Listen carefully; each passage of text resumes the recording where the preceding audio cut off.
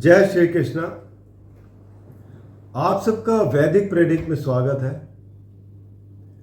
आज का विषय है वृषभ राशि 2025 साल का राशिफल। एनुअल राशिफल है, बहुत ही महत्वपूर्ण है। इसमें 4 चीजें बहुत ही ज्यादा इंपॉर्टेंट हैं इस साल। चाहे आप नोट कर लीजिए या इसको दोबारा भी देख सकते हैं। पूरा देखिए इसको, तभी आपको इसके जो सही समझ में आएगा। नंबर 1, सभी ग्रह परिवर्तन कर रहे हैं, राशि परिवर्तन। वो मैं चार्ट में दिखाऊंगा भी आपको।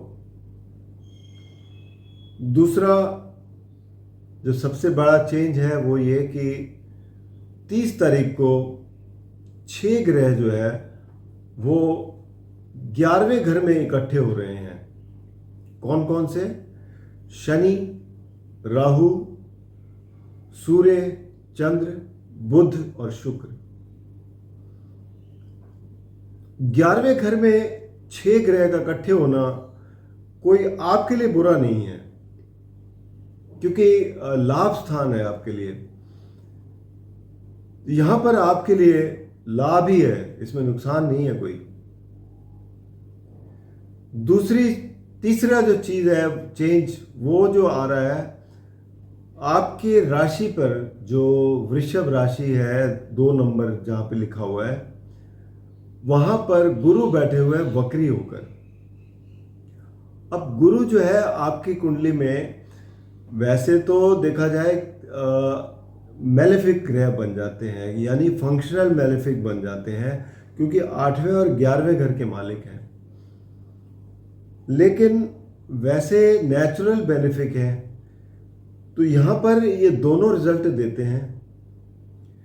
एक तो ये क्योंकि 8वें घर के और 11वें घर के स्वामी होकर आपकी राशि पर बैठे हैं, स्वास्थ्य में तो प्रॉब्लम देंगे ही देंगे।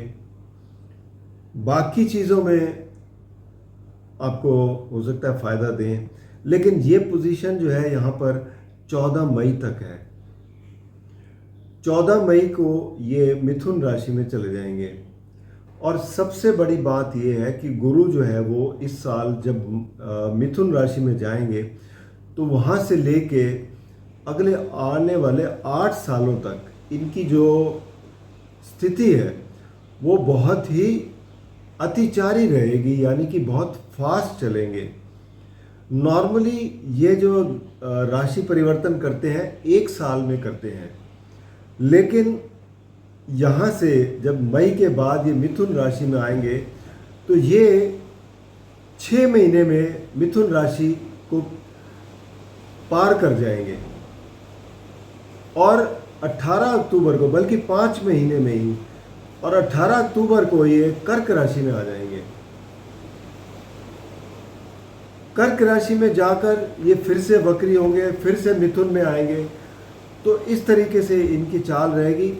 और ये अतिचारी इसको कहते हैं। इसका खास मीनिंग है, क्योंकि जीव कारक ग्रह हैं आपकी कुंडली में।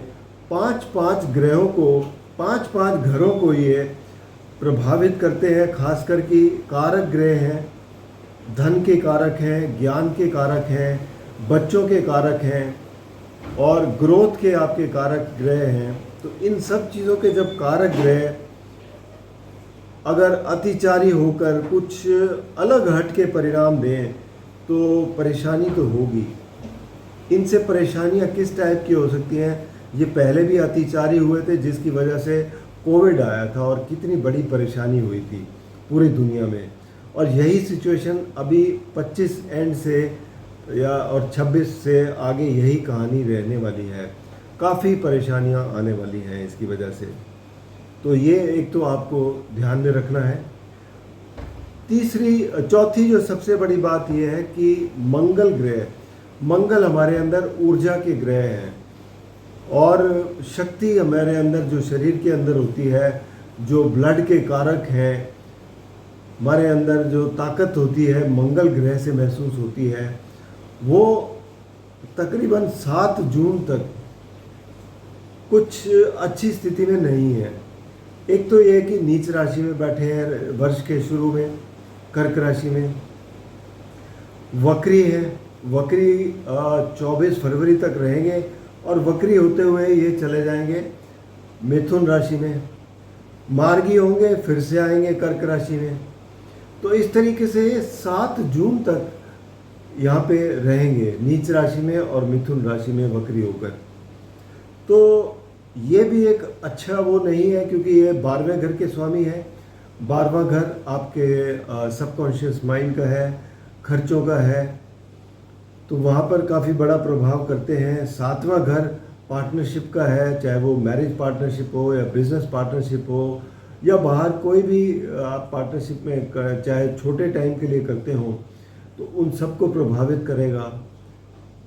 तो ये सब चीज़ें, 4 चीज़ें जो है बहुत ही इम्पॉर्टेंट आपको देखनी है। हालांकि मंगल की स्थिति जो है वो जब ये इसमें आ जाएंगे, आपके चौथे घर में आएंगे, तो चौथे घर में भी क्योंकि सूर्य की राशि है, अग्नि तत्व की राशि है, अग्नि तत्व के ग्रह हैं और सुख स्थान में बैठेंगे, तो यहाँ भी कम से कम 1.5 महीना और परेशानी रहेगी। सुख स्थान में गर्म ग्रह जो है वो अच्छा नहीं रिजल्ट देते। तो इन सब चीज़ों से आपको सावधानी से चलना पड़ेगा। उसके बाद हालांकि मंगल की स्थिति थोड़ा सा ठीक रहेगी। ओवरऑल अगर मैं देखूं रिजल्ट में, तो गुरु की स्थिति मई के बाद अच्छी हो रही है। मंगल की स्थिति जुलाई से ठीक हो रही है। शनि आपके योग कारक ग्रह हैं, उनकी स्थिति बहुत अच्छी है शुरू से लेके आखिर तक, तो उसमें कोई दो राय नहीं है। शुक्र देव जो है वो भी, क्योंकि ज़्यादातर 9 घरों में ये बहुत अच्छे परिणाम देते हैं और अपना गोचर शुरू कर रहे हैं दशम भाव से, तो ये भी एक अच्छी स्थिति है। तो यहाँ से अब आगे इस साल के लिए कैसा रहेगा इसके ऊपर चर्चा करेंगे। इससे पहले कि मैं आपको पूरा विवरण दूं, आपसे रिक्वेस्ट है कि अगर आपने चैनल को सब्सक्राइब नहीं किया अभी तक, तो आपसे रिक्वेस्ट है कि आप चैनल को सब्सक्राइब कर दीजिए और बेल आइकन ज़रूर दबा दीजिए, ताकि आपको नोटिफिकेशन मिल जाए आने वाले वीडियो का। और अगर आपको वीडियो पसंद आए तो आप इसे लाइक करें, शेयर करें, ताकि दूसरे भी इसका लाभ उठा सकें। क्योंकि आप सब्सक्राइब करते हैं, आप वीडियो देखते हैं, उसी से ही हमें प्रेरणा मिलती है और जो कि आपके लिए अच्छी कोई चीज़ लेके आ सकते हैं। कोई भी आपको सुझाव हो, कोई प्रश्न हो, तो ज़रूर आप कमेंट बॉक्स में लिखिए, उसका आपको उत्तर मिलेगा। साथ ही में अगर कोई आप इंटरेस्टेड हो एस्ट्रोलॉजी के कोर्स करने के लिए, एजुकेशन के लिए, तो आप नीचे दिए गए नंबर पर संपर्क कर सकते हैं। तो आइए देखें 2025। सबसे पहली बड़ी लाइन तो यही कहूँगा कि बहुत बड़े बदलाव दिख रहे हैं। जो पहले 4 पॉइंट मैंने आपसे डिस्कस किए, उसी की वजह से बहुत बड़े बदलाव आएंगे इस साल में। आर्थिक स्थिति पूरी दुनिया की डगमगा रही है। 40 जगह दुनिया में कॉन्फ्लिक्ट्स चल रहे हैं और आगे बढ़ेंगे, क्योंकि ये कम नहीं होने वाले। नेचुरल कैलेमिटीज़ और बढ़ती जाएंगी, इसमें कोई दो राय नहीं है, इससे भी जूझना पड़ेगा। तो इन सब चीज़ों को देखते हुए आपके लिए, वृषभ राशि के लिए 2025 कैसा रहने वाला है, इसके ऊपर आप विवरण करते हैं। सबसे पहले आपकी बात करेंगे स्वास्थ्य के बारे में। स्वास्थ्य के बारे में देखा जाए तो आपके राशि स्वामी शुक्र हैं। शुक्र की स्थिति दशम भाव से गोचर शुरू हो रहा है। जैसे कि मैंने बताया कि 9 घरों में अच्छे परिणाम देते हैं, तो जहाँ भी जाएंगे अच्छे परिणाम देंगे। लेकिन 8वें और 11वें घर के स्वामी गुरु आपकी राशि पर बैठे हैं 14 मई तक। वो आपके लिए खतरे की घंटी है, उसमें आपको ज़रूर सतर्क रहना है और उसका आपको पूरा ध्यान रखना है। कहीं भी कोई परेशानी हो तो उसको इग्नोर ना करें, और अगर पहले से ही कोई परेशानी चल रही है तो उसके लिए आप प्रॉपर ट्रीटमेंट वगैरह करते चलें। तो हेल्थ में ज़रूर परेशानी देंगे, बाकी चीज़ों में हो सकता है आपको उतनी बड़ी परेशानी ना हो। अब बात करेंगे, अगला टॉपिक जो है वो है धन। धन के मामले में देखा जाए तो दूसरे घर के स्वामी हैं बुध, और बुध ग्रह जो है पांचवें घर के भी स्वामी हैं, तो आपकी कुंडली के लिए बुध जो बहुत अच्छे ग्रह हो जाते हैं। सप्तम भाव से अपना गोचर शुरू कर रहे हैं, जो कि आपके वृश्चिक राशि है। मित्र राशि तो नहीं है, लेकिन एक केंद्र स्थान है, तो इसलिए कोई बहुत बड़ी परेशानी नहीं है। बुध का भी जैसे है कि बुध हर महीने राशि परिवर्तन करते हैं। साल में कम से कम ये 4 बार या 3 बार कम से कम वक्री भी होते हैं। तो ये जैसे जैसे राशि परिवर्तन करते हैं, क्योंकि इनके रिजल्ट बहुत जल्दी से मिलते हैं, तो बुध के परिणाम वैसे ही बदलते रहेंगे। तो धन भाव की स्थिति जो है उसी तरीके से थोड़ा बहुत फ्लक्चुएट करती रहेगी, खासकर संचित धन के मामले में। लेकिन जब गुरु आ जाएंगे दूसरे घर में 14 मई को, तो वो कारक हैं दूसरे घर के, तो उसके बाद एक स्टेबिलिटी आएगी आपके फाइनेंशियल स्टेटस में। तो ये एक तय बात है कि तब से लेके और साल के आखिर तक जो है, क्योंकि रहेंगे गुरु, हालांकि बीच में कर्क राशि में चले जाएंगे, तेज गति से चलेंगे, जिसकी वजह से जब पूरी दुनिया में ही उथल पुथल होगी तो थोड़ा बहुत इफेक्ट तो इंडिविजुअल लोगों को भी पड़ेगा। लेकिन ओवरऑल देख रहा हूँ, क्योंकि धन भाव में ही बैठेंगे, धन भाव के कारक हैं, तो आपके लिए अच्छी स्थिति रहने की पूरी उम्मीद है। इसके अलावा घर परिवार में भी माहौल ठीक रहेगा। परिवार की अब बात करते हैं, तो परिवार में माहौल ठीक रहेगा, उसमें कोई दिक्कत नहीं है। और जब तक देखा जाए तो मंगल थोड़े टाइम के लिए रहेंगे यहाँ पर, दूसरे घर में वक्री होकर जब ये आएंगे, तो उस वजह से थोड़ी सी हो सकती है परेशानी हो, हल्की मुल्की, लेकिन कोई बहुत बड़ा ऐसा कुछ चैलेंज वाली बात नहीं है। इसके अलावा अब बात करेंगे बच्चों की। तो बच्चों के लिए, खासकर जो बच्चे स्कूल में पढ़ते हैं, उनके लिए परिस्थितियां जो है ठीक है, कोई ऐसा परेशानी की बात नहीं है। ओवरऑल मेहनत करते रहें, आगे बढ़ते रहेंगे। और पंचम भाव जो हायर एजुकेशन में जो लोग कर रहे हैं, बुध स्वामी हैं, यहाँ पर केतु बैठे हुए हैं। अब केतु भी राशि परिवर्तन कर रहे हैं 29 मार्च को। तो 29 मार्च को जब ये राशि परिवर्तन करके, क्योंकि ये उल्टे चलते हैं, तो कन्या राशि से सिंह राशि में आएंगे। तो यहाँ पर आपके लिए परिस्थितियाँ ऐसी हैं 29 मार्च तक भी, कि आपको अपना फोकस बनाए रखना है। फोकस बनाए रखेंगे तो कोई परेशानी नहीं है आप पर, क्योंकि दुष्प्रभाव नहीं है आपकी राशि पर, और आप आगे बढ़ते हुए नजर आएंगे।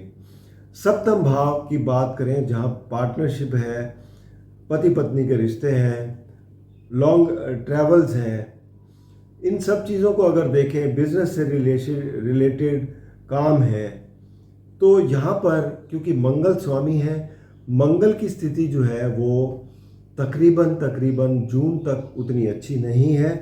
तो आपको इन सब चीज़ों में खास ध्यान रखना है।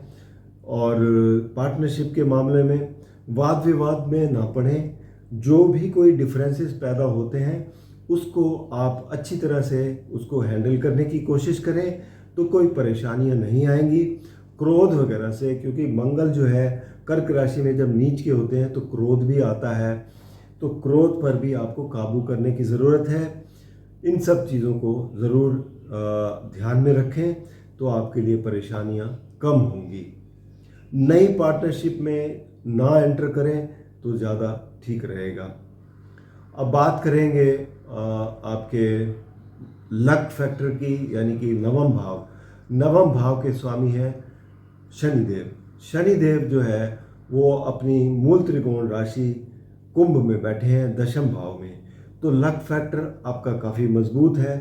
शनि वैसे भी योग कारक ग्रह हैं और अच्छी स्थिति में बैठे हैं। केंद्र स्थान में शास योग बनाते हैं, जो कि एक महापुरुष योग है। तो यहाँ पर आपके लिए बिल्कुल आपका लक फैक्टर भी काम करेगा, आपको पिता से भी मदद मिलेगी, कोई लंबी यात्राएं करते हैं उसमें भी आप सफल होंगे, और धार्मिक कार्यों में अगर कोई रुचि लेते हैं तो उसमें भी आप ठीक ठाक अपनी योगदान दे सकेंगे। अब बात करते हैं आपके कैरियर की। कैरियर सबसे इम्पॉर्टेंट पार्ट है। वृषभ राशि के लिए दशम भाव, इसके स्वामी हैं शनिदेव, यहीं पर बैठे हैं। जैसे मैंने बताया, शास्त्र योग बना रहे हैं, बहुत अच्छी स्थिति में है। 29 तारीख को ये राशि परिवर्तन करके एकादश भाव में जाएंगे। 29 तारीख को वहाँ पर 6 ग्रहों का जमावड़ा भी होगा एकादश भाव में। तो ओवरऑल स्थिति आपके लिए लाभप्रद ही है, लाभ ही मिलता हुआ दिखाई दे रहा है। राहु भी राशि परिवर्तन करेंगे। ये 18 मई को 11वें घर से उल्टे चलते हुए दशम भाव में आएंगे। तो राहु की भी सबसे पसंदीदा राशि है जहाँ पर ये आ रहे हैं, कुंभ राशि में। तो राहु भी बहुत अच्छे रिजल्ट देंगे। एकादश भाव में भी आपको बहुत अच्छे रिजल्ट दे रहे हैं, लाभ दे रहे हैं। तो एकादश भाव आपका लाभ स्थान है, धन की स्थिति का स्थान है, तो आपको लाभ मिलता रहेगा, इसमें कोई दो राय नहीं है। तो ये एक बहुत अच्छी स्थिति का निर्माण हो रहा है। तो ओवरऑल देखा जाए तो वृषभ राशि के लिए 2-3 चीज़ों का है जो आपको ध्यान रखने की ज़रूरत है। एक स्वास्थ्य, दूसरा रिलेशनशिप जैसे कि पार्टनरशिप वगैरह में, इन सब चीज़ों का ध्यान रखते हैं तो कैरियर में कोई कमी नहीं है, धन में कोई कमी नहीं है आपके लिए। बाकी साल जितने भी आ रहे हैं, चाहे जितने मर्जी बदलाव होते रहें, कोई परेशानी नहीं है आपके लिए। आप अपना फोकस करके आगे बढ़ते जाएं और आपको काफ़ी अच्छे रिजल्ट देखने को मिल सकते हैं। इसके अलावा अगर कोई उपाय करना है, जैसे कि अगर आपके बर्थ चार्ट में स्थिति उतनी अच्छी नहीं है, अगर ग्रहों की कोई परेशानी आ रही है, तो उसके लिए आप उपाय कर सकते हैं शुक्र के लिए खासकर, क्योंकि शुक्र देव जो है वो राशि के स्वामी हैं। तो उसके लिए आप उपाय ज़रूर करिए। एक तो अपना आसपास का वातावरण जो है बहुत ही साफ़ सुथरा रखें। आप खुद भी जो है अच्छे से वस्त्र, साफ़ सुथरे वस्त्र पहनें। दूसरा, महिलाओं से जो व्यवहार है वो बहुत अच्छा रखें तो शुक्र मजबूत होता है।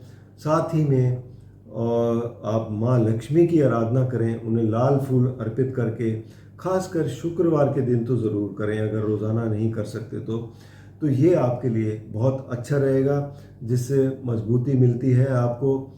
शुक्रदेव मजबूत होंगे तो आपका स्वास्थ्य भी अच्छा रहेगा और आपकी तरक्की भी होगी, धन भी, क्योंकि शुक्र भी जो है सभी भौतिक सुखों के कारक ग्रह हैं, आपके रिलेशनशिप के ग्रह हैं, तो धन के ग्रह हैं, और संजीवनी बूटी भी इन्हीं के पास है कि कोई भी अगर परेशानी स्वास्थ्य में होती है तो ये आपको बहुत ही जल्दी उससे उभारते हैं।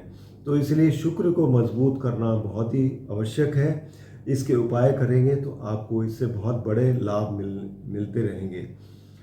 और व्यक्तिगत रूप में कोई भी अगर आपको समस्या है तो आप नीचे दिए गए नंबर पर संपर्क करें, या कुंडली का विश्लेषण करवाना है तो नीचे दिए गए नंबर पर संपर्क करें, या वैदिकप्रेडिक.com पर लॉगिन करके अपनी कुंडली का विश्लेषण करवा सकते हैं। धन्यवाद।